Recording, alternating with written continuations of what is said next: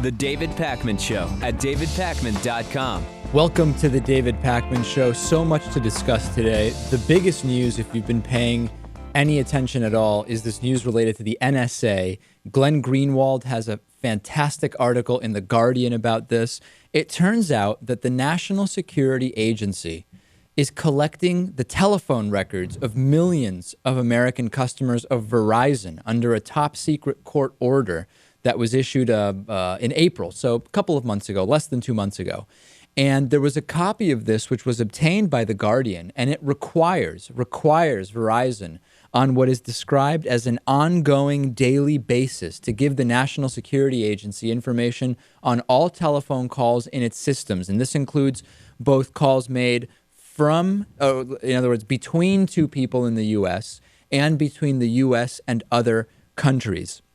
We don't know how this leaked. We don't know who obtained it. Certainly there will be, as we know, there is always very much interest in figuring out who the source of the leak was.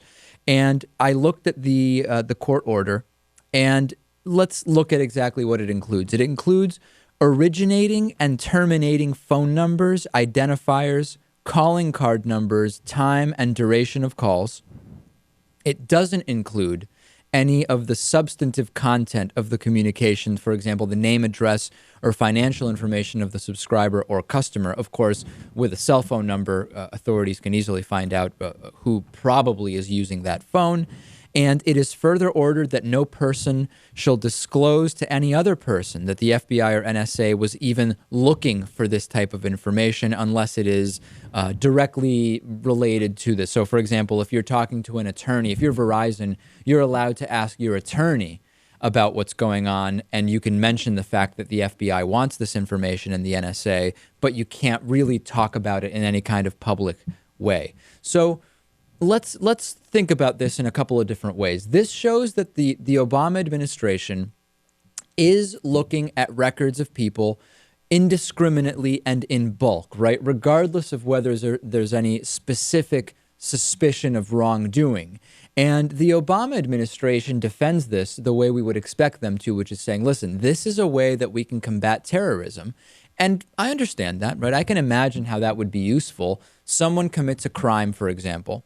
You find out their number. You now cross-reference it with who they called over the last month, who called them. You investigate those people. You can find co-conspirators. Or maybe you know a number that is associated with a suspected terrorist, and you can now look at who has been calling that person and investigate them. I understand that. The problem I have with this is no due process, no suspected crime.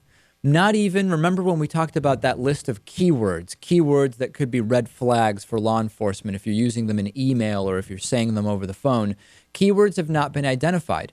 On the other hand, these are not recorded calls. These are records that calls took place, a list of phone numbers. So my phone number would show up next to the phone number I called, and there would be a list. It's saying phone number X called phone number Y.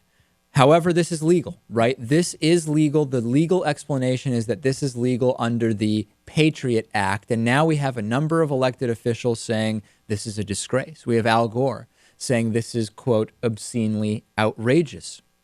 We have a long list of both Democrats and Republicans who are against this. But let's look back at that Patriot Act, which is the legal framework for this, right?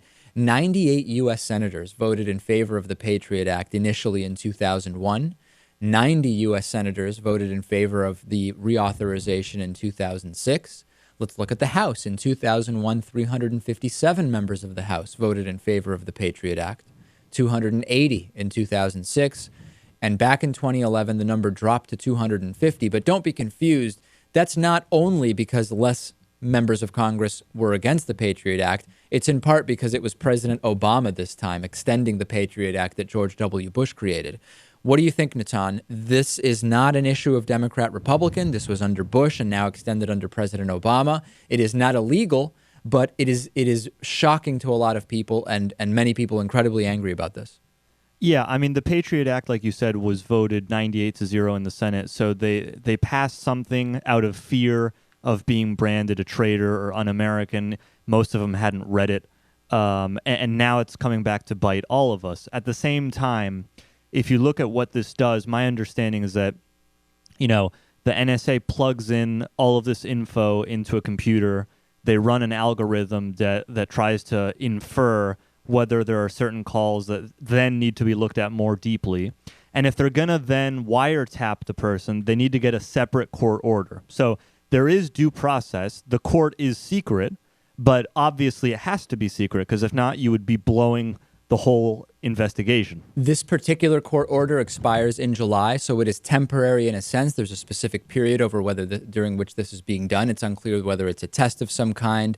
Needless to say, this is a situation that for everybody who supported the Patriot Act, and that includes those 98 senators back in 2001, the Patriot Act made this legal, and we absolutely need to remember that. I'm also very curious, what will we, if anything, eventually find out about the person who leaked this court order? It was labeled in a way that it certainly was not meant to be public information. It was not supposed to be in the hands of any non-citizens.